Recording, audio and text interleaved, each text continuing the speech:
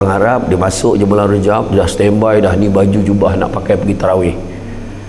Oh ya, ni tasbih dia, tasbih digital dia, ni wangi-wangian khas. Dia tak campur tau dengan bulan lain. Untuk Ramadan saja dah standby, pahala semua. Telekung Siti Khalilah, oh standby. Saya tak nak sebut jenama yang satu lagi tu sebab dia tak taja camah kita ini. So saya sebut jenama yang tak wujud tu kan. Jadi pakai Siti Khalilah, ni dah standby dah, ni nak pakai ni untuk Ramadan. Macam tu orang Arab masuk Rejab dah terbayang Ramadan. Tetapi kita di Malaysia belum lagi Rejab dah terbayang Syawal, lagi jauh daripada orang Arab. Dia lagi jauh. Jadi dia punya advance tu kan, belum satu Ramadan baju raya dah siap kau pakai, kau bayang tu. Dengan bangga cerita, alhamdulillah lah baju kita orang semua dah siap dah. Oh lega. Okay.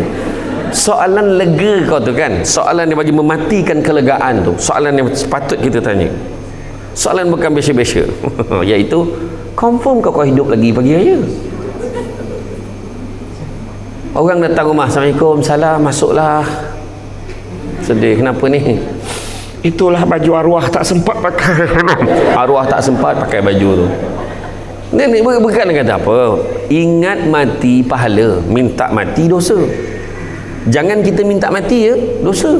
Sebab seolah-olah kita minta dengan Allah ni, mengajar Allah macam kita lagi pandai. Bismillahirrahmanirrahim. Assalamualaikum warahmatullahi wabarakatuh. Cubaan seterusnya. Alhamdulillahillazi arsala rasulahu bil huda wa dinil haqqi liyuzhirahu 'ala ad-dini kullihi walau karihal kafirun walau karihal musyrikun walau karihal muslimun. Subhanaka la ilma lana illa ma 'allamtana innaka antal alimul hakim. Rabbi shrah li sadri wa yassir li amri wa hlul 'uqdatam min lisani yafqahu qawli.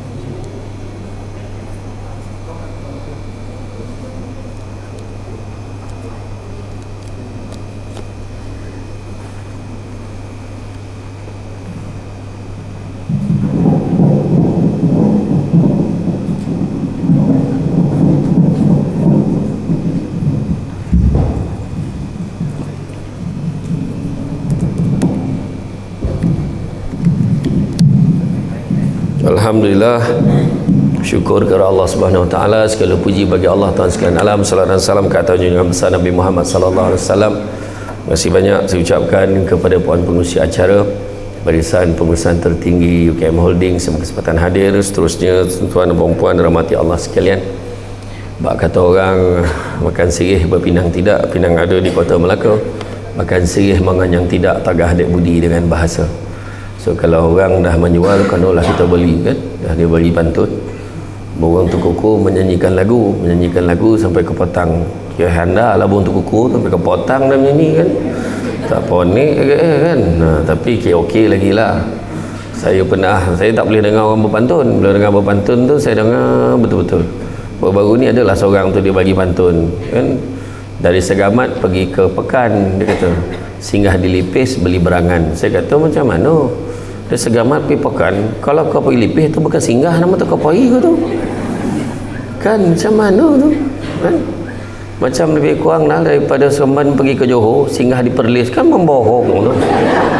Jalan mana kau ikut lah kan. Jadi itulah kan. Tapi tadi okey lah, burung tu kuku tu menyanyi sampai petang tu okey lagi lah kan. Jadi jangan main-main ya, hati-hati dengan pantun yang dipilih kan. Sebab apa, memang macam tu lah kan. Kalau mencari pokok berbuah, pucuk elobek, dahan berdaun. Kalau nak menjadi insan bertuah, duduknya beradab, tagak bersantun. Jadi saya gembira sangat dapat datang ni, sebab saya tak sangka-sangka kita berceramah di Ibu Zain ni lah, Kolej Ibu Zain kan. Dia terpisah sikit daripada bangunan UKM tu kan, blok yang tu, masuk ke sini. Sebab di sinilah saya melakarkan sejarah dulu waktu peringkat saringan. Saya ingat pidato perdana Islam Hadari ketika zaman Pak Lah dulu, zaman Tuan Abdullah Haji Ahmad Badawi dulu. Ada peserta-pesertanya saringan beratus-ratus, 200 lebih peserta. Dia pecah-pecah di bilik-bilik tu, dia buatkan bilik buat saringan. Setiap bilik tu 10 ke 12 orang. Saya ni tak nak masuk pertandingan tu sebenarnya, tapi dipaksa masuk. Sebab saya dah menang banyak pertandingan waktu peringkat universiti. Saya tak nak masuk. Anak murid saya ramai. Kau buatnya aku kalah kan, langsung anak murid aku tak hormat kat aku. Saya fikir macam tu ya.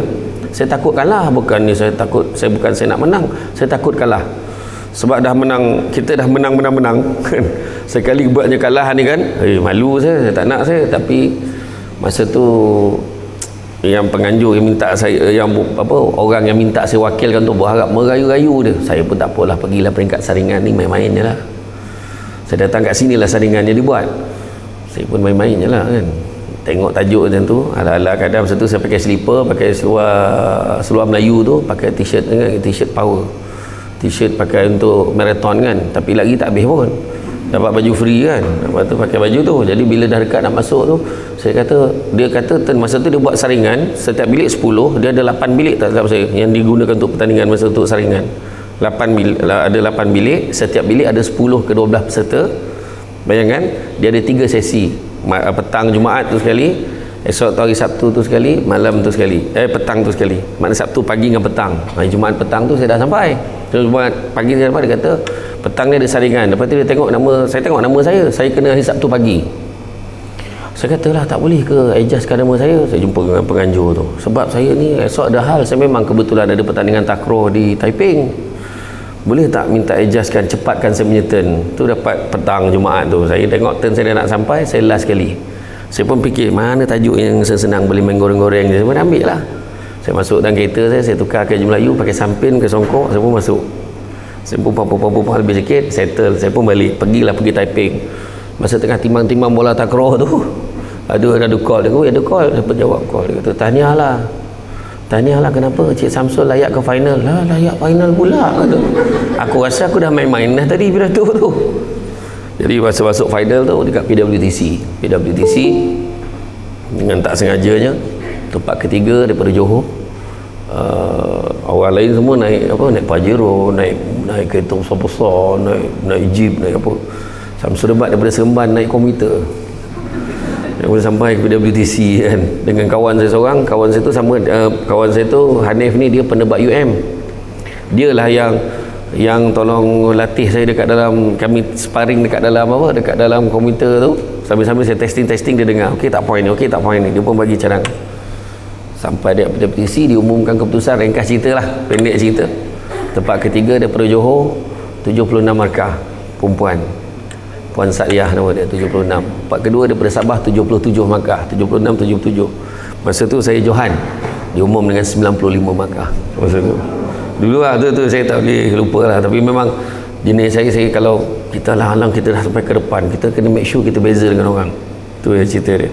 Tak apalah, tu sikit lah, sebab tu tajuk dia bukan bisha-bisha kan, poso bukan bisha-bisha kan, itulah bisha-bisha kan.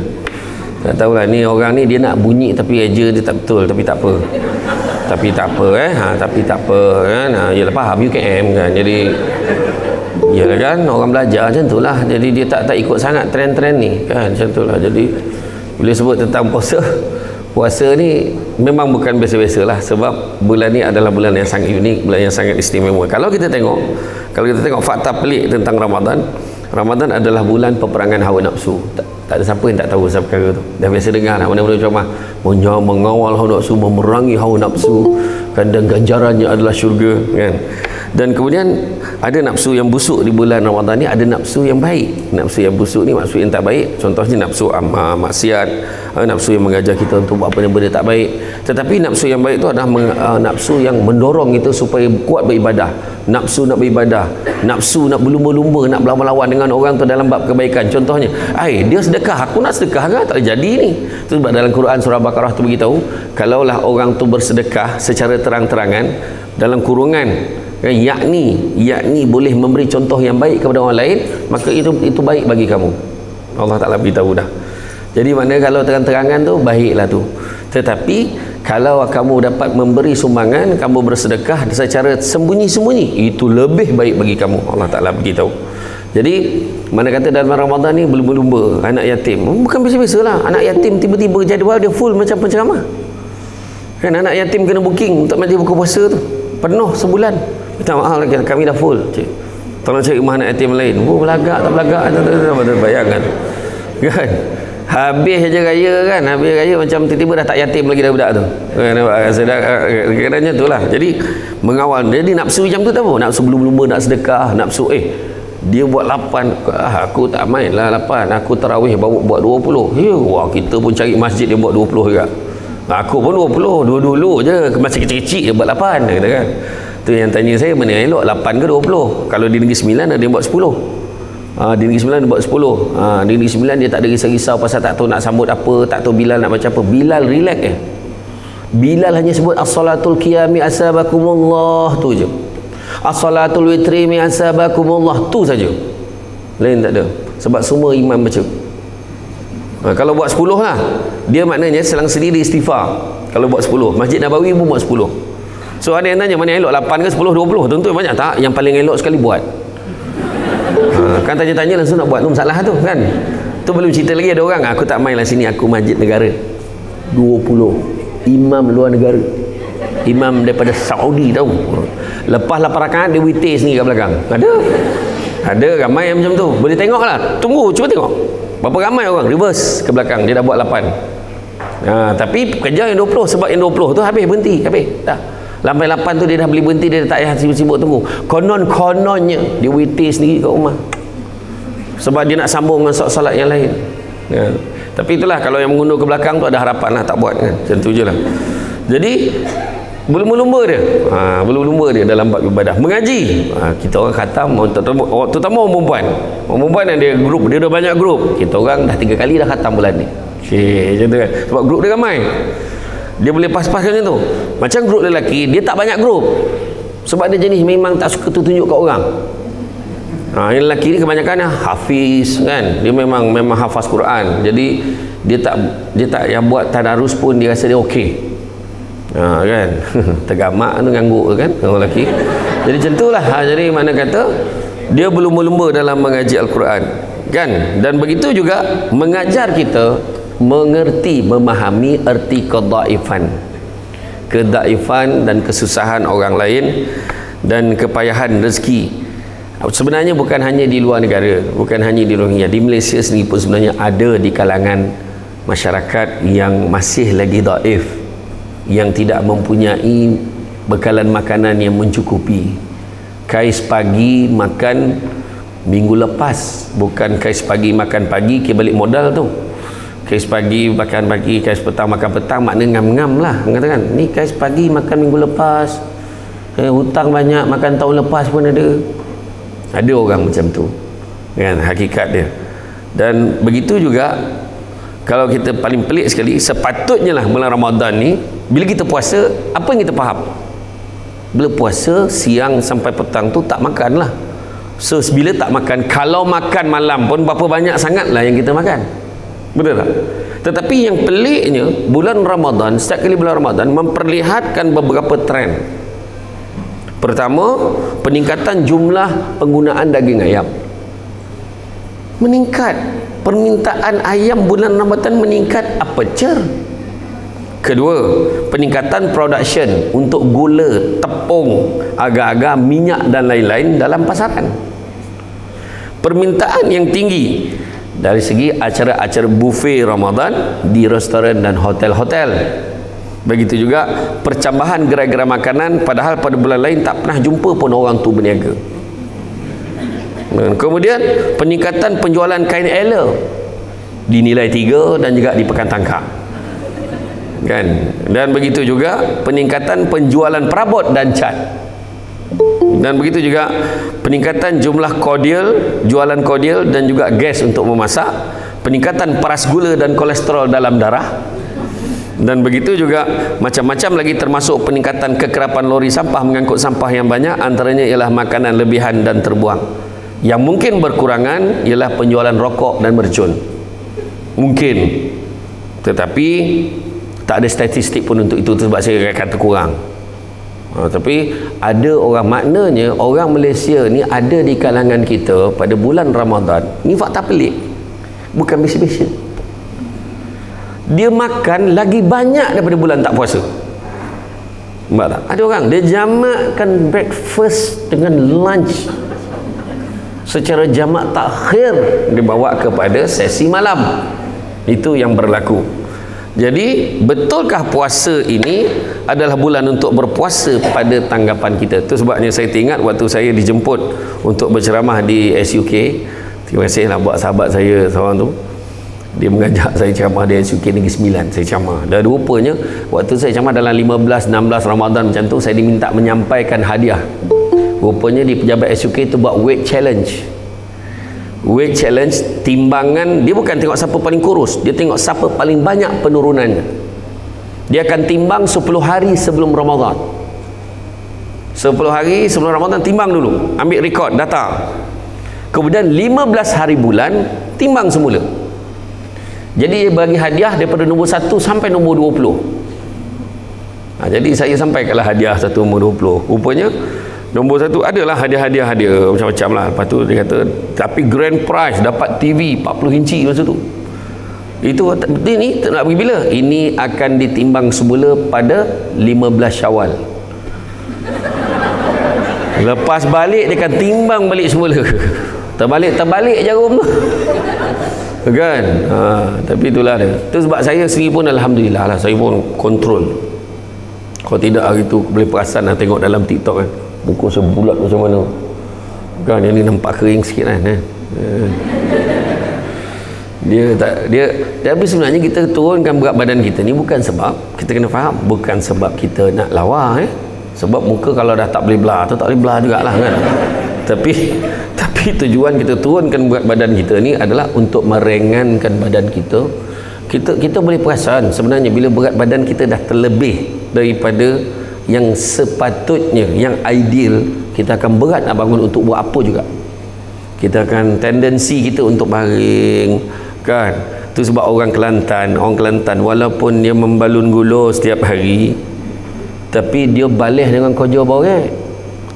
Orang Kelantan dia kerja kampung, dia pergi berkebun, dia pergi apa berpeluh-peluh kan. Tu sebab statistik di Negeri Sembilan tertinggi dia sak lemak cilapi tu santan kan, campur lah dengan kelapa tu kan.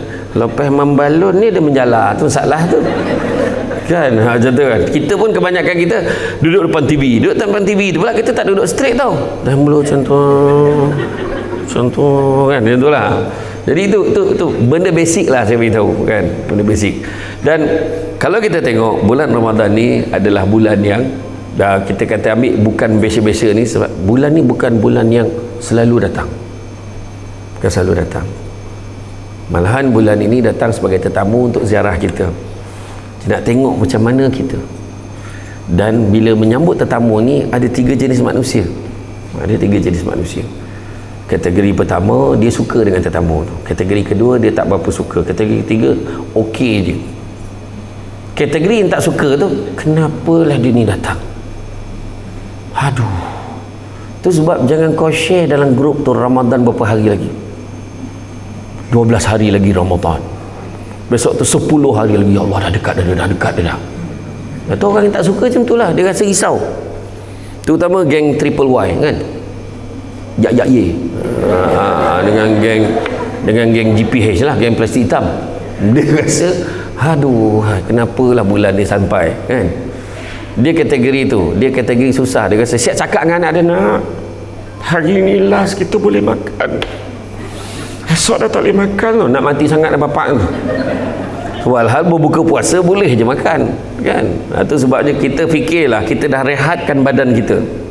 Dia rehatkan badan kita, dia punya mesin dia nak proses makanan tu dah rehat pagi sampai petang. Kemudian kita terus balun makanan berat. Itu yang banyak yang kena GERD, kena gastrik, perut angin bila semayang tak selesa. Dia kena sebab apa? Makan terlalu banyak kan. Jangan makan terlalu banyak sampai tersandar kan. Iya, ni beritahu. Tu sebabnya saya sahur saya ambil buah tamar, susu kambing je. InsyaAllah sampai petang ceramah lah, 4-5 ceramah pun okey je kan. Ni mata kuyu ni sebab terlelap dalam kereta. Itu je, salah pun kan. Bayang tu kan, saya hidup saya memang dalam kereta banyak. Nak buat macam mana kan. Tapi kita kontrol buat badan kita tu, kena kontrol. Sebab ada sebab kenapa kita jangan membenarkan perut kita sentiasa berada di dalam keadaan kenyang. Ada sebab. Itu pertama, kategori orang rasa sedih. Kategori kedua, dia rasa sama je, datang tak datang sama je orang datang. Masuklah. Tak nak masuk, okey, tak nak masuk, tak apalah, terpulang. Dia rasa biasa je. Ramadan tak Ramadan sama. Orang puasa dia puasa. Orang berbuka puasa dia berbuka puasa, pergi ceramah dia dengar ceramah. Cuma dia tak semayang. Kan? Sedekah pun tidak, tarawih pun tak buat. Maknanya dia buat yang basic saja, puasalah. Itu je dia buat. Janji puasa dia kata. Silap-silap sahur pun tak. I dah biasa daripada kecil dulu. Family I memang kita orang tak sahur, tapi okey je. Bukan masalah okey tak okey. Masalahnya sunnah Nabi. Nabi suruh.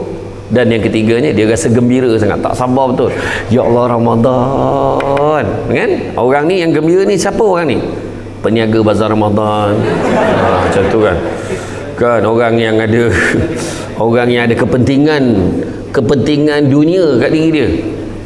Kan ada orang macam tu. Ingatkan tadi orang tu dah hari melamak dah tadi, belum. Ngundi tapak, dan yang best tu dia tak niaga pun, dia sub tapak tu jual kat orang. Ada. Dia gembira betul sewa. Saya pun heran fikir bazar Ramadan macam mana ada orang boleh sewa sampai 10-15 ribu satu tapak yang kecil tu untuk sebulan. Dan yang dapat tu bukan orang yang MALAYSIA pun, kan? Bukan orang-orang daripada negara luar. Dia ambil kesempatan, dia berniaga, macam-macam barang dia jual sampai malam berniaga. Sekarang ni rupanya nama dia bukan bazar Ramadan tau. Sekarang nama dah tukar. Saya tengok dalam TV tu, riuh-riuh Bazram. Bazram punya bazar Ramadan, Bazram tu. Lah kau pun tak tahu lah, sian tu kau. Sebab saya buka bilik dia dekat kau hotel lah itu, masa dekat Sabah. Saya buka TV, ada keluar RTM punya program, riuh-riuh Bazram, macam tu lah. Bazram kata. Rupanya hari-hari tu bazar Ramadan berbeza lah dia pergi. Apa yang special kat bazar Ramadan ni, apa special bazar Ramadan ni, macam tu lah. Itulah dia tuan-tuan dan perempuan sekalian, bukan besya-besya. Tapi yang gembira yang kita nak ni gembira. Sebab apa? Sebab ada hadis yang menyebut, barang siapa yang merasa gembira menantinya ketibaan bulan Ramadan, sehingga dia berada pada bulan Ramadan itu, maka diharamkan tubuh badannya daripada disentuh api neraka. Hadis riwayat An-Nasa'i. Bayangkan, gembira je dah boleh jadi insurans tak kena bakar api neraka. Cuba fikir. Tapi susah nak gembira Ramadan ni masalahnya. Memang susah. Bukan cakap orang termasuk yang bercakap ni, bukan cakap kita ni baik sangat.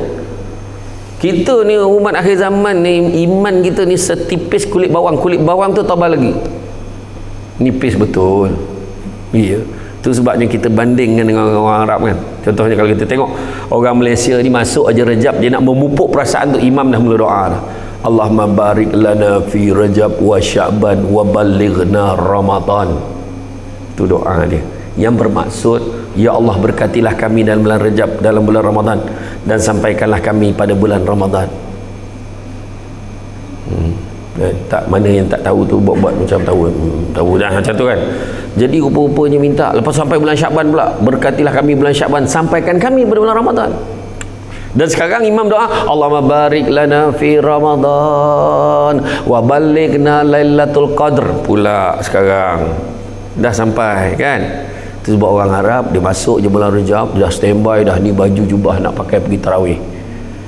Oh ya, ni tasbih dia, tasbih digital dia, ni wangi-wangian khas. Dia tak campur tau dengan bulan lain. Untuk Ramadan saja dah standby, pahala semua. Telekung Siti Khalillah, oh standby. Saya tak nak sebut jenama yang satu lagi tu sebab dia tak taja camah kita ini.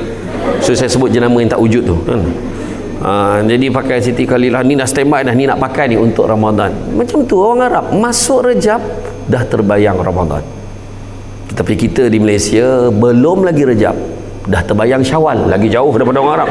Dia lagi jauh. Jadi dia punya advance tu kan, belum satu Ramadan baju raya dah siap kau pakai, kau bayang tu. Dengan bangga cerita, alhamdulillah lah baju kita orang semua dah siap dah. Oh lega. Soalan lega kau tu kan, soalan yang bagi mematikan kelegaan tu, soalan yang sepatut kita tanya. Soalan bukan biasa-biasa. Iaitu, confirm kau hidup lagi pagi raya? Orang datang rumah, Assalamualaikum, salam, masuklah. Sedih, kenapa ni? Itulah baju arwah tak sempat pakai. Arwah tak sempat pakai baju tu. Ni bukan kata apa. Ingat mati pahala, minta mati dosa. Jangan kita minta mati ya, dosa. Sebab seolah-olah kita minta dengan Allah ni, mengajar Allah macam kita lagi pandai. Kita lagi tahu apa yang baik. Ya Allah, kau matikan aku, ya Allah, tak tahan ya Allah. Ya Allah, matikan aku ni. Sampai bila nak macam ni? Dulu kau yang minta panjang umur. Kan, dah sakit-sakit kau minta mati. Kan, tu sebab doa kita, ya Allah, panjangkanlah umur kami ya Allah. Kau yang minta. Bila panjang umur, sakit, ya Allah, bila dah nak mati ni? Salah siapa? Sendiri minta. Lain kali lapik dalam doa tu. Tu sebab saya kalau bagi ucapan birthday pun, saya memang lapik ucapan saya. Selamat menyambut hari ulang tahun kelahiran. Semoga dipanjangkan umur dengan segala kebaikan dan semoga dimurahkan rezeki dengan segala keberkatan. Itu doa ni. Jadi kalau kita doa, ya Allah, jika ada kebaikannya Allah, kau panjangkanlah umur aku ya Allah. Macam tu. Jika ada kebaikannya kau panjangkanlah umur aku. Panjang umur nyusahkan orang baik apa? Allah. Kau ingat orang suka tengok kau macam tu? Cucu-cucu pun menyampah, letuk ni pengotor lah cucu tu. Betul kan? Jadi makna kata nak minta panjang umur, macam saya kata pun lah, even if teori orang UKM cakap, UKM Holdings, even if kita sakit teruk, tak tahan dah badan kita, kita patut serahkan pada Allah Ta'ala. Ya Allah, seandainya kematian itu baik bagiku, kau ambillah nyawa aku. Namun seandainya sekiranya kehidupan itu baik bagiku, kau sembuhkanlah aku. Tu makna option tu still bagi pada Allah. Allah yang maha mengetahui. Sebab jangan minta mati, ingat mati pahala. Sebab Nabi pun sebut, orang yang paling cerdik adalah orang yang sedar dia akan mati dan bersedia dengan kematiannya. Nabi pesan bulan Ramadan. Tapi bulan Ramadan kali ni lah saya paling banyak sekali dapat tajuk. Bulan-bulan lain tak macam tu. Apa maksud saya? Bulan Ramadan yang sebelum-sebelum ni, semasa saya berceramah, jarang sangat dapat tajuk tu. Adalah sekala, tapi tahun ni boleh kata selang 2 hari sekali dapat tajuk tu. Andainya ini Ramadanku terakhir, andai ini Ramadan terakhir, berpeluangkah aku Ramadan kali ini? Macam itulah maknanya, menuju kepada situ. Jadi kita kena sedar, Nabi pesan hiduplah seadanya. Nabi pesan jangan panjang cita-cita. Apa maksud panjang cita-cita? Nanti yang kau tengok petang besok kan, tu panjang cita-cita lah tu. Dia yakin petang esok tu dia hidup lagi. Nanti kan pagi raya kan, kau jangan tak tahu aku tau, kau tengoklah aku buat event macam mana. Tak jadi event tu, meninggal. Kalau buat pun kita dah tak ada. Kita buatlah ni hajat arwah. Nanti tak peduli pun arwah tu dah tak ada, buat juga. Nak cakap apa? So, makna kata jangan panjang cita-cita tu maksudnya apa? Nabi pesan apa? Kalau kamu hidup waktu pagi, jangan cita-cita hidup pada waktu petang. Kalau kamu hidup pada waktu petang, jangan cita-cita hidup pada waktu malam. Dan kalau hidup pada waktu malam, jangan cita-cita hidup sampai esok. Hiduplah seadanya. Nabi pernah ambil satu ranting kayu, Nabi buat satu garisan panjang. Dekat tanah ni Nabi buat satu garisan panjang. Lepas tu dekat garisan panjang tergantung satu segi 4 tepat macam ni. Dia tergantung dekat garisan yang panjang tu. Faham tak ni? UKM Holding senang faham tu. Saya bagi je lah. Saya tak payah lukis kan. Satu garisan panjang, lepas tu tergantung segi 4 tepat. Dalam segi 4 tepat tu Nabi cakap-cakap macam tu. Biar sahabat tanya, apa yang kau lukis tu Rasulullah? Nabi gambarkan garisan panjang tu, itulah cita-cita kita. Cita-cita manusia panjang-panjang, nak buat tu, aku besok pension, besok aku nak buat ini. Kau tengoklah hujung bulan ni kereta aku keluar macam-macam. Kau tengok aku dah submit loan lah, kau tunggulah rumah aku macam mana, tengok kan, aku dah booking dah perabot dekat. Itu cita-cita. Yang segi 4 tepat yang tergantung tadi, yang kecil tu, Nabi kata setakat itu aja umur kita sebenarnya. Dan yang Nabi cakap-cakap dalam tu, itulah segala masalah, ujian, rintangan, dugaan. Tiba-tiba hari ni tension, bos tu luluskan cuti kita, kita minta 10 dapat 9, dapat 8 je, geram kita dah ada plan dah tu. Ataupun kita tension lah, itulah. Lepas tu kawan-kawan nak dengar nak sibuk nak jatuh-jatuhkan kita. Lepas tu ada ujian rumah tangga lagi, macam-macam lah kan, bergaduh-bergaduh, akhirnya setuju nak cerai 18 bulan. Contoh kan, saya tak tahu lah kan. Jadi macam-macam lah konflik. konflik rumah tangga, konflik adik-beradik, konflik semua.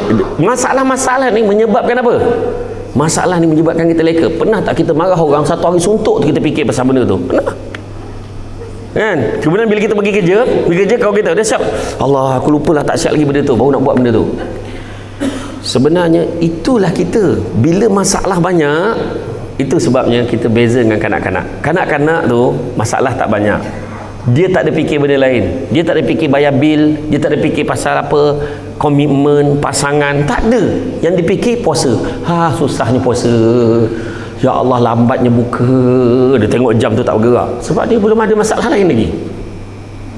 Masuk sekolah menengah, dia dah mula pandai sikit dah. Dia rasa dia dah dewasa sikit, dia ada kawan dah. Dia rasa kejap nak berbuka, tapi lambatnya raya. Lambatnya nak raya.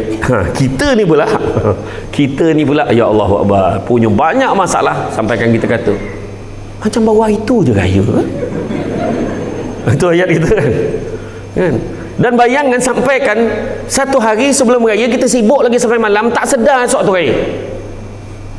Tahun lepas kan macam tu, lomang tinggal buluh je, tak sampai bakar besok tu dah raya kan. Masing-masing tak pasal-pasal laku yang lemang segera tu. Tak, tu saya kata masalah semakin banyak tu. Nak beritahu sebenarnya puasa kali ni bukan biasa-biasa ni nak gambarkan apa, nak menggambarkan betapa sementaranya hidup kita. Bila kita rasa masa cepat berlalu, terus terang saya katakan, kita tak boleh cakap yelah sekarang ni masa cepat berlalu. Tak. Itu sebenarnya tandanya kita dah dekat dengan kematian. That's it. Dah dekat dah dengan kematian. Nak mati sangat dah tu. Simple aja. 3 tanda-tanda nak mati. Nabi Yaakob bila berbual dengan malaikat maut, malaikat maut kata ada 3 tanda utusan aku bagi kat engkau. Yang pertama, badan kau yang tegap sudah mula menjadi lemah. Dah rasa belum rasa tu.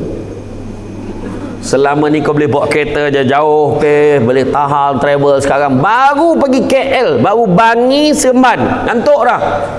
Selekoh pertama dah. Dah tak ada nyawa dah. Yang suami mak sama nak mati apa tu? Nak mati sangat dah tu. Tepuk dah hilangkan ngantuk dia. Badan yang tegap sudah mula menjadi lemah. Kedua, badan yang tegak sudah mula menjadi bongkok. Ada belum? Dah ada dah sikit, dia kata. Dan yang ketiga, rambut kau yang hitam sudah mula menjadi putih.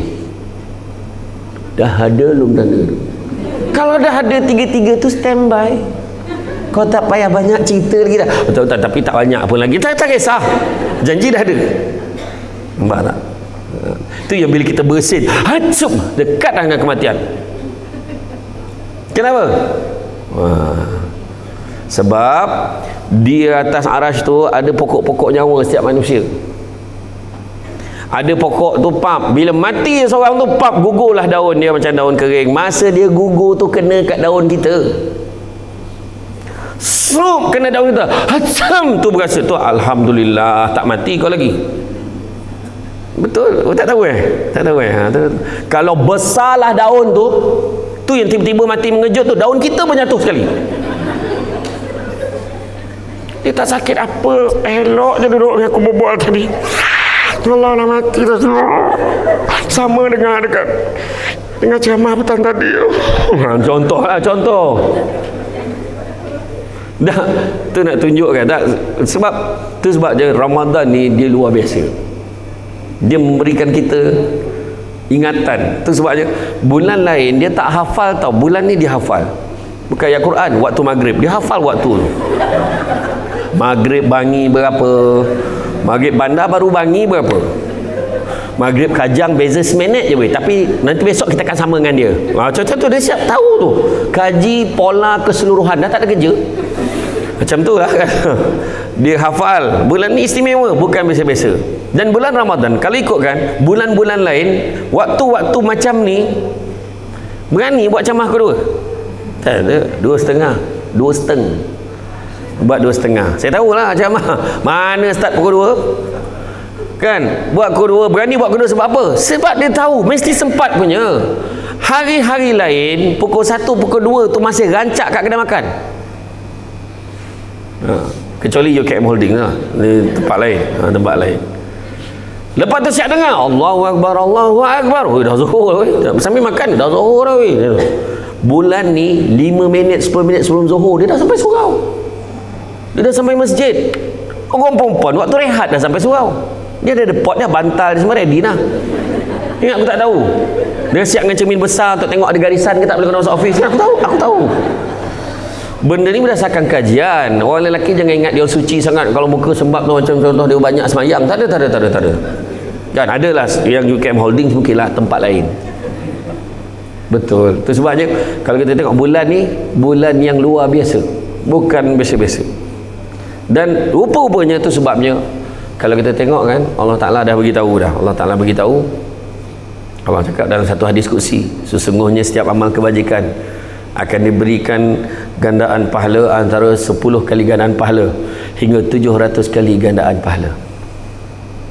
Tetapi berlainan pula dengan puasa, kerana aku sendiri akan memberikan ganjarannya. Allah sendiri nak bagi ganjaran puasa. Kenapa? Kerana mereka meninggalkan syahwat dan makanan kerana aku. Tengok syarat dia mesti kerana Allah. Tinggalkan makan, tinggalkan syahwat kerana Allah. Dan sesungguhnya orang yang berpuasa diberikan 2 kegembiraan. Kegembiraan ketika berbuka puasa. Nampak tu? Allah Ta'ala beritahu dah. Gembira ketika berbuka puasa. Tak ada siapa yang sedih berbuka puasa. Kenapa buka puasa sekarang? Tak boleh besok ke? Tak ada orang macam tu. Tak ada. Gila orang tu. Kan mesti happy. Ya Allah, ada puteri mandi. Saya baru ni, family saya buat majlis buka puasa. Mak saya, dia dapatkan. Dia sebab yang paling sedap masa aku puteri mandi dulu, arwah nenek saya dulu. Arwah Wan Batu Kikik. Nenek saya belah abah kat Batu Kikik, kampung Batu Kikik Jempol. Siapa yang tak tahu puteri mandi tu apa? Dia macam tepung, dia ada dengan kelapa-kelapa sikit kan. Kalau tak ada kelapa tu puteri mandi bogel katanya. Saya tak tahulah, dia mesti ada kelapa yang dah siap parut. Dah siap parut lah kan. Sedap, memang sedap. Kalau nak pula letak keluar daripada peti ais kan. Seronok sebab dapat makan family. Sebab bayang nak buka puasa dengan family pun kena booking. Kena booking dengan PA saya. Tu kita rasa gembira. 2 kegembiraan, kegembiraan ketika berbuka puasa dan juga kegembiraan ketika bertemu dengan Rabbnya. Ada 2 pandangan, bertemu dengan Rabb ni, bangun qiyam untuk beribadah rasa gembira, atau satu lagi dicabut nyawanya pada bulan Ramadan dia akan rasa gembira.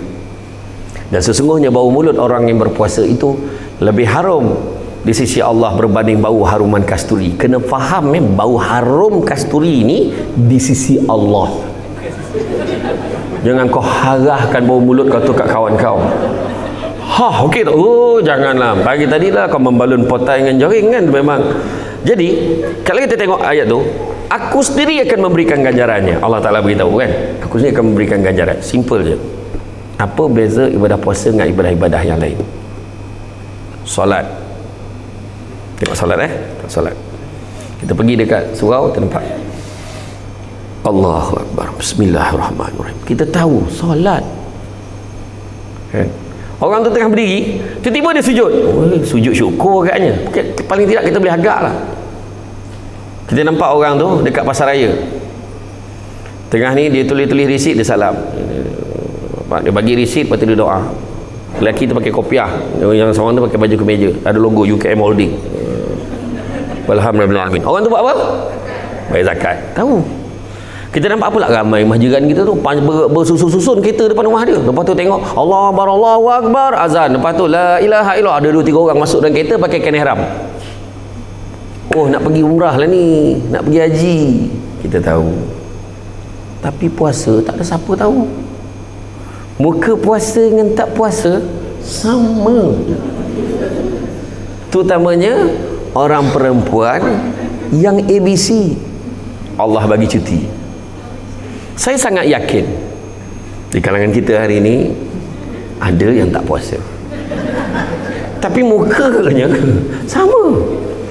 Malahan lagi azab sebab Allah Ta'ala bagi orang yang tak puasa bulan Ramadan ni lagi teruk laparnya daripada orang yang puasa. Sebab dia orang tak boleh puasa, tapi dia pun tak boleh makan. Sebab kau boleh makan depan orang dan tak boleh mengaku. Tolong semua aku cuti. Tak ada siapa yang berani cakap macam tu. Kan kalau ternampak, tak puasa. Cuti. Itu pun sebab kantoi. Kan? Tapi itulah dia. Hebatnya ibadah puasa ni hanya Allah je tahu siapa yang benar-benar puasa. Dan ada orang puasa sebab dah kawan semua puasa lah. Anak-anak tanya mak dia, mak kenapa kita kena puasa? Sorry, mama lah kan sekarang. Mama kenapa kita kena puasa? Apa jawapan mama daripada dulu yang dipertahankan sampai sekarang? Tak puasa tak boleh raya nak. Mana kau dapat mazhab, mana kau pakai? Kan contohlah kan, elok je orang tak puasa tu raya tengok. Kenapa kita kena puasa mama? Yang ni yang agresif sikit. Dah orang lain puasa, kau puasa lah, kau tanya apa hal? Puasa je lah. Dia marah tu satu kategori. Ada kategori yang ketiga, yang jenis yang belajar dan juga berada di UKM Holdings. Mama kenapa kita kena puasa? Kerana Allah perintahkan nak. Dan anak takkan terhenti di situ soalannya. Bila? Bila Allah perintahkan tu? Dah lama dah dalam Quran. Cuba buka surah Al-Baqarah ayat 183. Surah nak tahu, cuba baca. Baca makna dia, baca makna dia. Ya ayyuhallazina amanu, wahai orang-orang beriman, kutiba alaikumusiyam, diwajibkan ke atas kamu berpuasa, kama kutiba alal ladzina min qablikum, sebenarnya diwajibkan ke atas orang-orang sebelum kamu, la'allakum tattaqun, mudah-mudahan kamu bertakwa. Oh, iyalah, Allah Taala suruh dalam surah Al-Baqarah ayat 183. Dan dalam ayat tu yang paling penting sekali, la'allakum tattaqun, mudah-mudahan kamu bertakwa. Maknanya tak semua orang dapat takwa ni. Tak semua orang dapat, dia kena usaha. Kena usaha baru dapat takwa. So dalam cerita ni, kita kena faham asyam ni maksudnya menahan diri. Menahan diri apa? Menahan diri pada makan, minum, nikah dan berbicara. Kenapa puasa bukan biasa-biasa? Sebab bila sebut puasa, ramai orang puasa. Malahan ada yang kepercayaan-kepercayaan lain, yang fahaman-fahaman lain. Saya tak nak sebut siapa, tak nak sebut apa, tak nak sebut agama-agama apa, tapi dia orang pun puasa. Ada tu puasa dia macam mana? Dia boleh puasa, dia puasa tapi boleh minum air. Dan itu puasa pada dia. Orang tu puasa tapi tak boleh makan daging. Benda-benda berdarah tak boleh makan. Ikan dia makan, ngak kadang macam darah pun ada ikan tu. Ada orang tu dia boleh puasa tapi puasa dia makan sayur je. Ada pula. Kira puasa paling gentleman orang Islam lah. Kalau nak cakap paling gentleman orang Islam lah. Itu dia kata mogok lapar luar negara tu, tentu tak makan apa semua. Elok dia minum, cuma tak makan dia. Tak tahulah dia menipu siapa. Kan? Kita paling gentleman, tak makan, tak minum. Tapi syarat dia terbit fajar, terbenam matahari. Oh, saya sebagai antara ahli lembaga pengarah UKM Holdings, so tahap takwa saya tak sama dengan staf biasa. Jadi itu sebab saya puasa dah 3 hari dan ni belum buka lagi ni. InsyaAllah kalau tak ada apa-apa, petang ni bukalah sekali. Lepas ni saya cuba 4 hari lagi pula. Tak ada, semua sama, terbit fajar, terbenam matahari. Nampak tak? So sebab saya kata tadi, dalam hal ni asyam menahan diri pada makan. Kata Ibnu Manzur, makan, minum, nikah dan berbicara. Tak boleh makan, tak boleh minum, faham? Tak boleh nikah. Rupanya tak boleh nikah ni bukan tak boleh nikah, elok sangat nikah. Bulan puasa, langkah penjimatan. Majlis akad nikah berlangsung pada waktu zuhur, risau jimat. Dan majlis makan beradab akan berlangsung pada waktu sahur, tak ramai.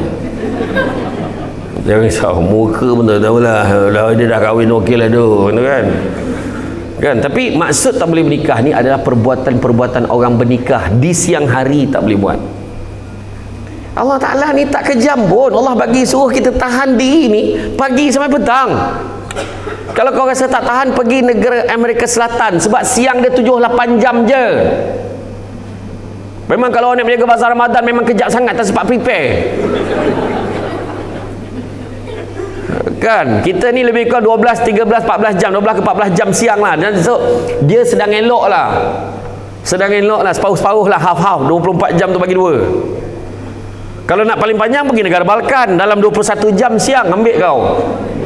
Itu bazar Ramadan tu memang azab betul. Alhamdulillah, nak makan 3 jam je kan. Betul lah dia orang negara, tapi negara dia sejuk lah. Negara dia sejuk, tak cuaca macam kita. Sekarang ni kita tengah panas ni tau. Minggu depan insyaAllah akan bertukar, rotate dengan utara. Utara tu beribut, terbalik. Bayangan bukan kemah je, dengan kuih-kuih tu terbang sekali. Orang tu cakap lah kuih dia pergi. Betul. Yang kita ni panas ni 36 hingga 38 darjah, malah ada yang kawasan tertentu mencecah 40 darjah ni kat Malaysia. punyalah panasnya. Jadi perbuatan orang bernikah tu tak boleh buat siang hari. Bukan perbuatan orang menikah tu je yang gitu-gitu tu, termasuk juga depositnya pun tak boleh. Faham? Deposit bukan dimah lah, menuju ke arah itu. Peluk lah, peluk je.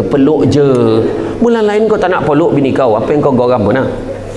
Yang perempuan pula saja mencabar lelaki itu. Yang bulan Ramadan, ar-ramdu berasal, Ramadan berasal perkataan ar-ramdu, panas yang menyengat.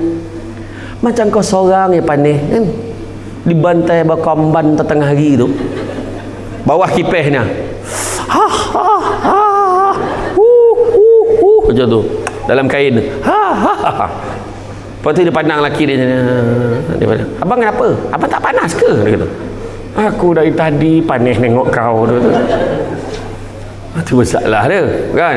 Jadi hati-hati. Dia cakap dah tua dah Ustaz, tak ada mana, ada selera lah. Kau jangan main-main. Bulan puasa ni orang lelaki skirt ni, kalau tiang elektrik tu pakai skirt pun dengan selera kata kau jangan main-main. Hati-hatilah, jaga-jaga. Apa tu? Tiang elektrik lah. Dia kata nampak tu, bayang tu. Jangan main. Tak nak bagi gambaran, jangan pandang ringan bab nafsu ni. Yang kena belenggu, yang kena penjara syaitan dan iblis, tapi tidak nafsu. Jadi nafsu tu nak kawal, patutnya jangan lapar. Tu kena kawal. So deposit dia pun jangan. Dan yang keempat, berbicara pun tak boleh. Bukan maksud tak boleh cakap, maksudnya elakkan cakap benda yang sia-sia, dan elakkan cakap perkara boleh mendatangkan dosa. Ya, tu. Dan kata Imam Al-Ghazali, orang yang sentiasa membiarkan perutnya berada di dalam keadaan kenyang, dia akan dihinggapi masalah-masalah tertentu. Sekejap saya tengok mana dia. Okey, kalau orang tu sentiasa biarkan perut berada dalam keadaan kenyang, ini bukan biasa-biasa ni, kena ingat ni. Orang yang sentiasa berada dalam keadaan kenyang, pertama, dia akan mudah ingkar kepada Allah. Makan sampai kenyang. Berapa ramai orang tersandar tak pergi maghrib pun kadang. Maghrib tak, isyak tak, tarawih pun tak, jaga-jaga dah sahur. Hui, nikmat betul dia tidur. Pertama. Kedua, dia tidak akan mengasihi orang lain kerana orang yang kenyang ada kecenderungan menganggap orang lain tu kenyang macam dia. Itu yang kedua. Ketiga, hatinya susah nak diresapi hidayah dan juga perkara-perkara yang baik. Nampak? Kalau ada orang menasihatkan dia, dia susah nak terima. Suka hatilah, kau ni dengki dengan aku. Dia boleh sound pula orang tu dengki dengan dia bila orang nasihatkan dia. Keempat, kata-kata ni tidak pernah menyentuh hati orang lain. Cakap dia tu main lepas je. Cakap dia tu tak pernah nak menyentuh hati orang lain, tak pernah nak memujuk hati orang lain. Tak. Dan yang kelima, dia akan dihinggapi banyak penyakit. Itulah dia. Salah satu sebab. Cuba tengok. Saya alhamdulillah bila saya stop minum air manis, saya stop makan beberapa perkara lah, terutamanya nasi kan. Salah satu kesan yang paling utama, dulu kan saya ni penat kerja, ceramah hari-hari, tapi bila tidur dekat hotel tu, tidur tu tak selesa. Kenapa tak selesa tau? Saya akan kerap bangun buang air. Itu salah satu tanda. Dan bila bulan Ramadan dan saya stop 2 minggu, 3 minggu, bila saya balik pada umrah hari tu, tinggal lagi 2 minggu lebih nak puasa, saya dah stop dah. Saya cut gula, saya cut terus. Nasi pun saya cut. Saya last makan nasi malam tadi waktu dekat yang program buffet saya kata tu, saya jamah sikit lah, tapi betul nasi tu yang paling apa sekali. Dan alhamdulillah saya dah boleh kurangkan dah saiz baju saya tu. Saya boleh pakai baju yang selama ni saya tak boleh pakai. Kalau pakai tu memang minta nyawa lah butang tu kan. Alhamdulillah boleh pakai balik. Itu sebab saya kata sebenarnya kalau ikut diet betul-betul, saya pernah minta instruktor, sebab TV Hijrah lu pernah bayar saya untuk pergi gym 12 sesi pergi gym dululah. So dia bagilah nasihat saya, antaranya beli salad, beli apple hijau, racik, potong, gaul-gaulkan dengan apple hijau tu, packing kan. Jadi makan pagi makan tu je, satu packing tu ambil makan salad dengan apple hijau, sebab dia masam sikit, jadi tak adalah rasa payau ke apa kan. Pukul 10 pagi, nah ini sebelum keluar rumah tadi sarapan ambil tu dengan minum air masak. Kalau nak minum air manis tu je sekali pagi kalau nak minum. Dia biar ada tenaga lah. Tapi kalau macam saya boleh, saya tak payahlah ambil, saya minum air kosong banyak. Pukul 10 ambil pisang, makan pisang. Kalau lapar lagi lah, pukul 10 ambil pisang 2 biji, bukan 2 tandan tau, 2 biji. Kalau dah 2 tandan tu konan borok dan tu. Jadi 2 biji je. Lepas makan pisang, tengah hari masuk gym. Rupanya betul. Saya masuk gym bukan kata ada angkat berat pun, instruktor yang jaga saya tu. So saya ke depan ke belakang, ke depan ke belakang, lepas tu tarik, lepas tu ada 5 step daripada berdiri turun bawah sikit 5 step. Naik berhenti, jangan naik dulu, tahan 1 2. Dikira cepatlah aku nak naik kan. Buat yang itu je memang nak terkeluar apa yang kita makan. Kalau ada instruktor ni, dia cakap pagi tadi ada seorang tu, masa tu seorang dia ditipu, dia cakap dia tak makan apa-apa. So dia buatlah. Keluar nasi lemak dengan lauk semua, langsung tahu apa benda dia makan tadi. Keluar. Yang bestnya masa hari pertama saya pergi keluar daripada gym tu macam pantang bersalin. Tentu orang menggigil kaki ni.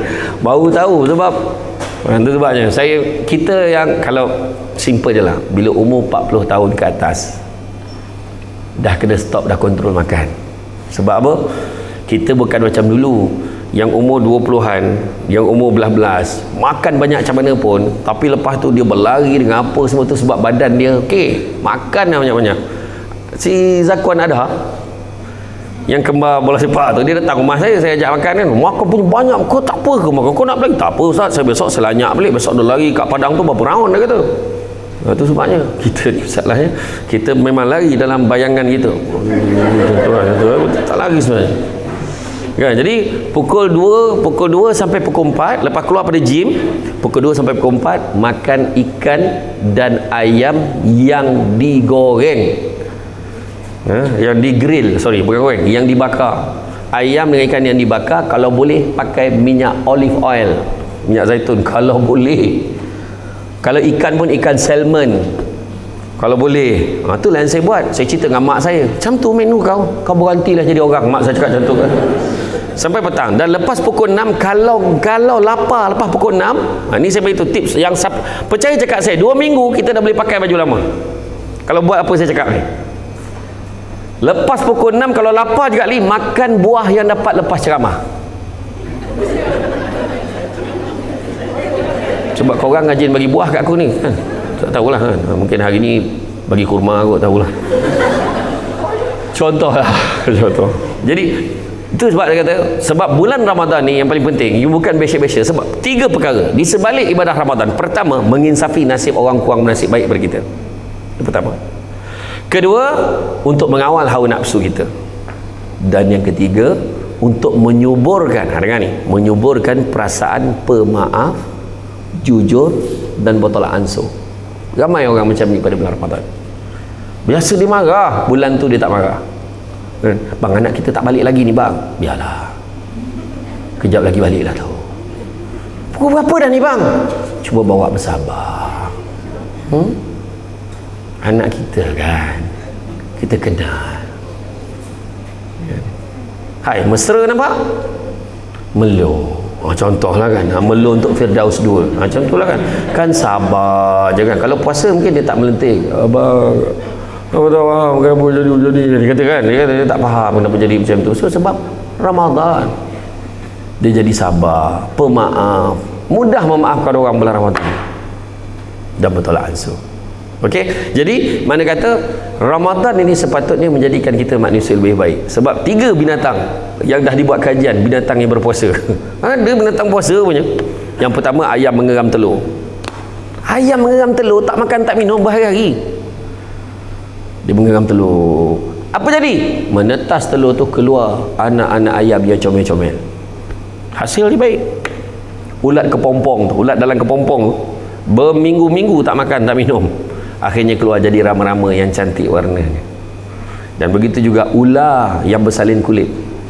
Ular bersalin kulit menurut kajian dalam buku, dalam kitab National Geographic Explorer, bukan kitab lah, dan channel tu lah, dia tunjukkan bila bersalin kulit, ular sawa ni tuan, dia boleh tak makan tak minum antara 8 bulan ke 12 bulan. Dia boleh tu. Boleh bayang tak dia punya Allah Malaka Sumna dia macam mana? Itu yang kambing seko benar-benar telan besar dengan tanduk-tanduk tu dia telannya. Lembu seko dia telan. Manusia pun dia telannya. Bayangkan. Tapi nak beritahu hasil dia apa? Kulit dia, sisik dia tu berkilat cantik betul. Nak beritahu Ramadan sepatutnya menjadikan kita manusia lebih baik. Macam mana nak dapat manusia jadi nak jadi manusia lebih baik? Kita kena kejar kesempurnaan ibadah. Kita beribadah, orang beribadah, kita beribadah, tapi kita pun tak faham kesempurnaan ibadah kena capai. Macam mana nak tahu ibadah kita sempurna kita tak tahu kita nak ibadah dengan sempurna. Contohlah orang sembahyang maghrib kan, dia pun sembahyang maghrib. Kejap je sudah, aku buat 2 je, 2 rakaat je. Orang lain 3. Apa sebab kau buat 2? Alah, Allah tu maha penyayang kan. Dia tak kisah pun kita buat apa-apa. Otak kau, orang cakap kan. Yang ada besan dengan besan lama tak jumpa engkau San, ya Allah, sihat ke? Betul. Biasalah kan lutut kita ni kejap aja masa berlalu ya. Anak kita pun dah besar-besar, dah bercucu. Berapa cucu kita cucu kita? Itulah, rasa dah 8 dah cucu kita kan. Masih halung, si angah kira. Tiba-tiba azan maghrib, Allahu Akbar, Allahu Akbar. Dah azan maghrib, cucu kita semayang sama. Tak apa, awak semayang dulu. Saya tak ada wuduk ni, saya ambil wuduk sekejap. Nanti saya join. Dia pun ambil wuduk, lepas tu dia join. Dia ikut dah rakaat kedua. Dia masuk tu rakaat kedua, Allahu Akbar, dia ikut. Lepas tu bagi rakaat ketiga, dia bagi salam. Dia pun bagi salam. Dia pun tanya, awak bukan ada 1 rakaat lagi ke? Itu yang saya malas semayang awak ni. 1 rakaat pun kira. Dia kata macam tu. Nampak tak? Sebab sempurna ke tidak semayang dia? Tak sempurna. Semayang laju sangat? Tak sempurna. Tak ambil wuduk tapi semayang? Tak sempurna. Maka ada 4 ciri kesempurnaan ibadah untuk pegangan semua hari ini, supaya Ramadan kita tak jadi besya-besya. Segala ibadah, baik solat, baik puasa, baik zakat, baik haji, umrah, kan? Ada 4 perkara kalau kita nak ukur kesempurnaan ibadah kita. Pertama, dengan ilmu. Dengan ilmu, mesti belajar. Baru-baru ni tular, siapa yang bayar zakat untuk mak ayah dia, tapi mak ayah dia dah ada pencen, tak sah zakat tu? Ada dengar tak?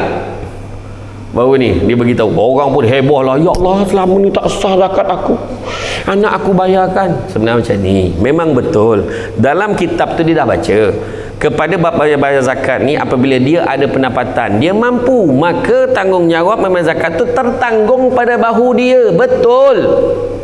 Maksud tertanggung tu apa? Kalaulah tak bayar, siapa akan dipersalahkan? Orang tu. Tapi kalau anaknya nak tolong bayar, boleh bayar, tak ada masalah, kan?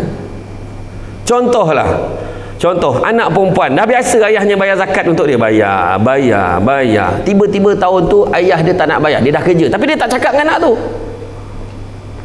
dan anak pula buat tak reti je, biasa ayah bayar. So tahun tu tak bayar, siapa yang akan dipersalahkan? Siapa yang berdosa?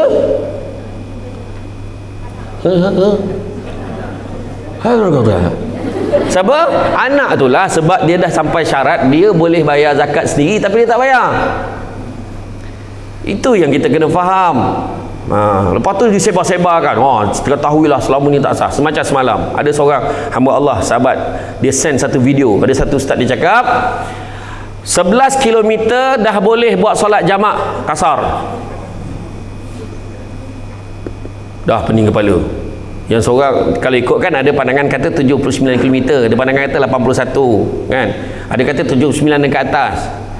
So dia orang tu bercakap memang bila masuk, sebab Nabi sendiri bila masuk je sampai dekat masjid ini, Nabi keluar daripada kawasan tu, kira-kira perjalanan tu kita dah kira dah lebih kurang 11 km. Maka pada ketika itu dah boleh dah buat salat jamak kasar. Kecoh lah, betul ke ni ustaz, 11 kilo dah boleh buat jamak kasar? Kau macam tu, UKM pergi KL, kau dah boleh jamak dah tu. Saya kata bukan macam tu. Saya terus call, bang, bukan macam tu. Maksud ustaz tu, masuk 11 km dah boleh mula buat jamak kasar. Yang penting perjalanan penuh kita tu 81 km tu cukup. Jadi orang baca tajuk aja tu masalahnya, korang ni baca tapi kau tak nak dengar penjelasan dia. Macam baru ni lah orang potong video saya yang saya tegur pasal orang doktor yang mogok ni. Dia orang cakap lah, dah lah kau nak camah agama je lah, kau nak camah pasal kahwin kau jangan sentuh pasal tu kalau tak reti. Kau ingat aku apa? You know my background. I'm a legal advisor, you know, kan? Saya tahulah, tapi saya tegur tu sebab saya kata kita bimbang keadaan di hospital kita teruk, kan? Pelatih-pelatih perubatan tak memadai, kita perlukan doktor. So bukan ni masa kalau betul nak bawa suara kita tu ke jalan saluran yang lain, bukan dengan cara mogok. Saya sebut apa? Staf di PBT, staf di UKM, staf di agensi-agensi lain, banyak lagi. Ada yang dah berpuluh-puluh tahun kontrak pun ada. Itu saya cakap. Jangan potong statement saya tu kononnya saya tak faham masalah doktor. Jangan macam tu. Kan? Tapi saya okey je nak cakap-cakap lah. Dah lah itu Samsul lain kena.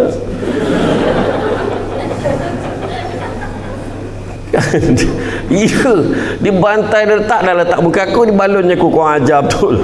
Siap tag lagi. Hari-hari camah pasal kahwin, sudahnya dia yang kahwin, tak gunanya jantan. La ilaha illallah, apa lah. Macam itulah kan. Contoh kan, pertama mesti dengan ilmu. Kita ni kena belajar. Tak tahu bertanya. Bak kata orang, cantik tolok, pantainya landai, tambik perahu tepi kuala. Biarlah buruk kain yang dipakai, asalkan penuh ilmu di dada. So kena belajar. Tak tahu tanya. Tak ada siapa tahu pandai. Ingat Samsul Debat pandai semua. Ada benda yang saya tak faham, saya tanya. Tu sebab saya tanya. Sebelum saya nak keluarkan statement ni, saya telefon PPZ wilayah Mawib, saya telefon PPZ Selangor, saya telefon Baitul Mal Negeri Sembilan. Di segi hukum betul ke kalau orang ni bayar zakat untuk ni tak sah? Saya cerita, saya tanya tu, baru saya berani cakap. Kan? Bayangkan, kita kena tahu. Orang semayang, kita pun semayang. Sebab tak ada ilmu, tu yang dibuat witir belum puasa je. Sedangkan solat sunat witir tu adalah satu solat sunat yang Nabi tak pernah tinggal. Tahu tak Nabi wasiat pada sahabat-sahabat dia apa? Nabi, aku wasiatkan kepada kalian 3 perkara. Pertama, jangan kalian tinggalkan puasa sunat Yaumul Abid, puasa sunat hari putih. Jangan tinggal. 3 hari, 13, 14, 15 setiap bulan Islam, kecuali hari tasyrik. Kedua, jangan tinggal solat sunat duha, paling kurang 2 rakaat setiap hari. Paling kurang 2 rakaat. Kita boleh buat 4 rakaat solat duha, tapi Nabi kata paling tidak 2 rakaat. Dan Nabi pesan, jangan kalian tinggalkan solat sunat witir sekurang-kurangnya 1 rakaat setiap kali sebelum kamu tidur. Nabi kata. Nabi tak cakap bulan Ramadan, tapi kita jumpa witir bulan Ramadan je. Ataupun mungkin ada setengah orang tu pula dia join Qiyamul Lail, dia buat witir juga. Sebab semua orang buat witir, dia buat. Jadi kena belajar, kena tahu. Tidak, kita main ikut je. Main ikut-ikut tu yang kat takbir macam-macam tu ni, macam ni, macam. Ada yang tarik ke belakang, Allah ada sekali dia lupa tarik belakang, balik semula. Bayang tu. Dengan ilmu. Kedua, mestilah orang kata dalam bab ibadah ni mestilah dengan ikhlas. Ibadah ni ikhlas.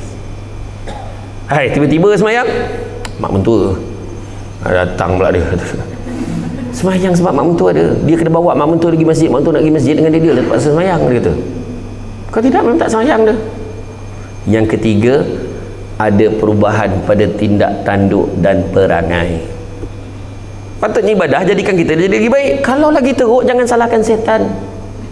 Pada bulan puasa ni lagi teruk panggil, makna tak ada salah setan. Setan betul ni, setan ni hasut aku ni, aku kena ikat lah weh. Dia jawab, yang puasa-puasa ngumpat macam tu juga. Saya lalu tadi, bukan aku tak dengar tingginya aku tak dengar tadi. Ngumpat ribah dan fitnah tu tajuk lain. Nanti jangan tak panggil lagi tau, tajuk lain ya. Ribah dan fitnah pasal tu je. Berribah ni kita cakap satu benda yang betul pasal orang, dan kalau orang tu dengar mungkin orang tu kecil hati. Tu ribah tu. Contoh kita cakap, kau tak pasal ni, tudung tu dah seminggu dia pakai kan? Contoh kita cakap. Contoh, benda tu benda betul. Tapi yang kita tak tahu, tudung tu dia memang ada 5 helai. Macam tu colour dia. Puas nak kawan tu adjustkan dia punya brush dia, bawa sini, ni bawa sini. Kejap sebelah sini juntai dua-dua kan. Tapi orang nak bercakap kan. Dia kata lah, kita buruk tu lagi yang dibawa. Cuma kita ubah. Besar jasa kereta tu dekat dia tu ribah. Kan? Tu belum cerita lagi. Dalam TV nampak tua kan, kau hajar betul. Itu pun saya maafkan juga. Saya maafkan juga lah kan. Saya maafkan juga. Jadi mak kata perubahan patut jadi lebih baik. Dan yang keempat, dimulakan dengan niat. Perbetulkan niat kita. Itu sebab dalam puasa pun niat musak. Dan kita kena bezakan niat dengan lafaz niat. Niat nak puasa. Contohnya, besok nak puasa. Dah cukup niat dah tu. Esok puasa lagi. Esok puasa ke berapa? Kita berbual dengan kawan kita. Esok puasa ke berapa? Tu pun niat juga. Nawaitu shauma ghadin an ada'i fardhi syahri ramadhan. Dia lekat kat dinding tu, nasihat anak dia baca kejap menghadap situ kan. Tiang ajaib tu. Itu lafaznya. Contoh malam, kita ambil phone kita. Kita kunci jam pukul 3, pukul 4, 4.30, 4.45, pukul 5 punya banyaklah, takut terlepas. Itu pun niat nak puasa. Kan kita nak bangun sahur. Bangun sahur, ya Allah dah habis sahur lupa niat weh. Itu pun sebenarnya niat. Sebab makan sahur untuk apa? Itu pun niat. Di penghujung solat witir, biasanya imam lepas doa, walhamdulillah rabbil alamin, nawaitu shauma ghadin an ada'i fardhi syahri ramadhan hazihi sanati lillahi ta'ala. Kan? Tu niat juga untuk esok tu terus kan. Tak dengar pun ustaz, makna kau balik awal, kau tak tunggu doa, tu masalah kau. Faham jadi mana kata tu antaranya lah. Jadi bulan Ramadan ni rugi kita. Dan paling penting sekali, yang terakhir sekali, fokus kita bukan biasa-biasa ni. Satu bulan yang tak biasa dengan bulan lain adalah ada satu malam yang sangat istimewa yang dinamakan sebagai malam Al-Qadar, Lailatul Qadr. Lailatul Qadri khairum min alfi syahr. Malam Al-Qadar lebih baik daripada 1000 bulan. Bukan malam ya, 1000 bulan. 1000 bulan kalau convert pada tahun bersamaan 83.33333. 83 tahun, 3 bulan, 3 minggu, 3 hari, 3 jam, 3 minit, 3 saat. 3. Kita, nyawa kita pun belum tentu sampai 80 tahun. So kalau satu malam boleh cover seumur hidup kita, why not? Rugi tak kita? Bapak ruginya. Bukan sikit-sikit tau, rugi betul-betul. Kan? Jangan dengar cakap orang-orang lama, kadang-kadang dia cakap, kau nyalakan pelita kat rumah kau, biar ada malaikat nampak rumah kau tu. Kau ingat malaikat tu rabun macam kau? Kalau kau beribadah malam tu, turun malaikat tu turun. Malaikat berlumba-lumba akan turun pergi rumah yang ada pelita. Tak, disebutkan turun pergi rumah orang yang sedang beribadah. Dan paling tidak nasihat saya yang terakhir, nasihat saya paling tidak, sebab dikatakan malam Al-Qadar bermula apa? Daripada selepas maghrib sampailah sebelum subuh. So antara tu 10 malam terakhir, tak kisahlah malam genap, malam ganjil, walaupun Nabi dah tekankan malam ganjil, cover je 10 malam, jangan terlepas satu pun. Iaitu caranya apa? Maghrib kita buatlah, berbuka puasa memang kita buatlah. Lepas maghrib kita berbuka, tu satu pahala dah, ibadah, niatkan Allah. Berbuka puasa pun kerana Allah suruh buka puasa. Lepas tu kita makan, lepas tu kita apa? Kita sembahyang isyak, tarawih, witir dan sahur. Jangan tinggal 10 malam terakhir. Paling itu kira dah habis pemalih kata. Kan? Saya nak tanda-tanda tu. Bukan semua orang dapat. Dan kalau orang tu dapat, dia tak heboh dengan orang. Kalau orang tu heboh je tu malam tadi kan, ada tukar darah, milah rezeki aku. Memang tak lah tu. Dia kalau dapat, dia tak cerita dengan orang. Dia segan nak cerita, dia akan senyap je. Kalau dia cerita pun lepas berapa bulan, aku alhamdulillah hari tu rezeki aku dapat lah tukar darah. Ya ke kau dapat masa bila? Dalam 5 malam last lah. Yang betul malam tu lain macam tengok. Bukan tengok bulan pun macam penuh aja. Lepas tu nak kata terang tak terang sangat, gelap tak gelap sangat, sejuk pun tak sejuk sangat malam tu. Tapi chill macam tu lah. Kan bahasa orang UKM kan macam tu. Lepas tu aku tengok air tu macam merah-rekah pula, beku ke apa. Macam tu lah, tu rezeki dia dapat. Iya weh, confirm. Aku malam tadi nampak pokok tu sujud. Iya. Petang tu dia balik dan dia nampak macam peberangan kajang di punggah pokok tu. Pokok tu tumbang, bukannya sujud. Kan? Tu sebab kalau dapat, jangan cerita dengan orang begitu, simpan sendiri. Dia sendiri rasa. Dia macam-macam tanda. Macam-macam tanda. Tapi jangan, paling simple lah contoh kan. Contoh paling senang, ambil nama dengan nombor akaun masjid tu. balik je lepas main tarawih tu, sebelum tidur transfer, hantar kat masjid ni, Masjid Al-Ikhlas, nombor akaun bank rakyat atau bank Islam, akaun number 051202013822. Description, doakan saya kaya. Ada lah tulis tu description, doakan saya kaya. Amount RM1, betul tak? Tahan hutang amount RM1, tak pernah berubah amount itu kan. Lepas tu datang dekat masjid esok tu, minta maaf mam, saya malam tadi itu salah transfer, saya ngantuk kan masa tu, tertransfer 100, boleh tak pulang dengan RM99? Minta ada balik, la ilaha illallah, tahu tu perangai kau kan. Macam tu. Jadi ambil peluang. Yang paling simple, orang perempuan juga boleh buat apa? Pakat 4-5 orang, 4 orang, contohlah 4 orang. Akak ni kan, contoh kan, siapa nama perempuan ni? Atikah, Sufha, Mardiah, Julia. Okey. Ni 4 ni dia pakat. Seorang bagi RM50, seorang RM30, seorang RM20, seorang RM50, kumpul, beli beras, beli tepung, beli gula, beli kicap, beli minyak, beli ikan, beli ikan bilis, beli apa semua. Kemudian malam ni kita pergi rumah Atikah. Kenapa nak? Lepas tarawih semua pergi rumah Atikah. Masaklah, dapatlah mihun goreng. Mihun goreng bungkus 30, hantar kat rumah anak yatim. Malam esok tu lah pergi rumah Sufha. Ke rumah Sufha tu dapat mi hailam kau, hantar kat hospital HUKM kan, yang bertugas malam tu. Malam ketiga hantar dekat balai polis, dekat rumah Mardiah ni, masak nasi goreng jantan, ada telur, nasi goreng jantan lah. Hantar kat balai polis yang bertugas malam tu. Lepas tu malam keempat pula dekat rumah siapa ni nama tadi, lupa, Julia. Kat rumah Julia pula dia masak lain pula, dia masak spaghetti. Lepas tu dia hantar kat rumah anak-anak yatim tu. Punya suka, budak-budak kan suka. Orang tua macam kita, macam saya, tak suka. Memang tidak lah aku apa benda, olio apa benda, tak reti aku menyebutnya kan. Memang tidak, memang kan. Jadi hantar. So kita hantar, tak kena satu malam pun. Dan paling tidak bila orang perempuan bangun sahur, niatkan Allah. Orang perempuan, jangan marah tu.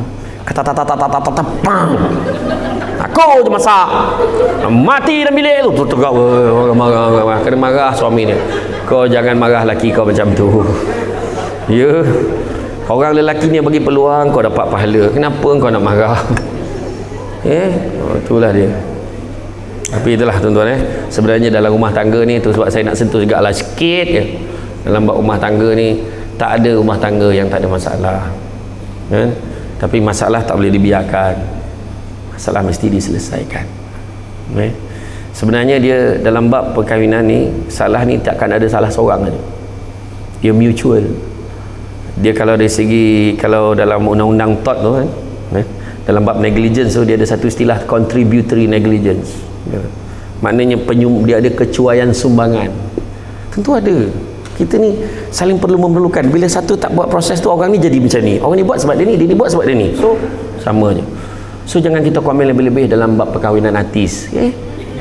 Jangan komen-komen kau balon ni, alah sudahlah kau laki jantan tak guna, laki semua sama, please. Jangan. Kita cakap macam kita hari-hari duduk dalam rumah orang tu. Kita tak tahu masalah dia. Siapa yang alhamdulillah, saya alhamdulillah dah 20-30 tahun kahwinan, belum ada masalah rumah tangga kita, orang kata kan? Kalau dia angkat tangan, dia pun masalah tu. Kau cek balik kau tak ada masalah kan. Biasalah merajuk, biasa kena pujuk. Cuma cara setiap orang menyelesaikan masalah tentu tak sama. Okey? Jadi itu saja daripada saya. Puasa bukan besya-besya. Saya ucapkan selamat berbuka puasa dan selamat ni, dan siapa nak jumpa saya lagi, insya-Allah esok malam saya ada di tu tadi Maha Buffet tu. Maha Buffet dekat dengan tempat you all di Mardi tu, di Maebs. Di Maebs hanya RM89 satu kepala dan 200 menu dihidangkan. Please jangan makan semua. You all kalau makan semua, kau keluar kau lupa nama kau bin siapa tahu. 200 menu dan memang sedap lah. Jadi itu saja daripada saya. Saya ucap terima kasih banyak. Bak kata orang, cantik dipandang rumah penghulu, kayu tu okey dari papan, alang-alang menuntut ilmu, sebutir pasir kembangkanlah menjadi intan.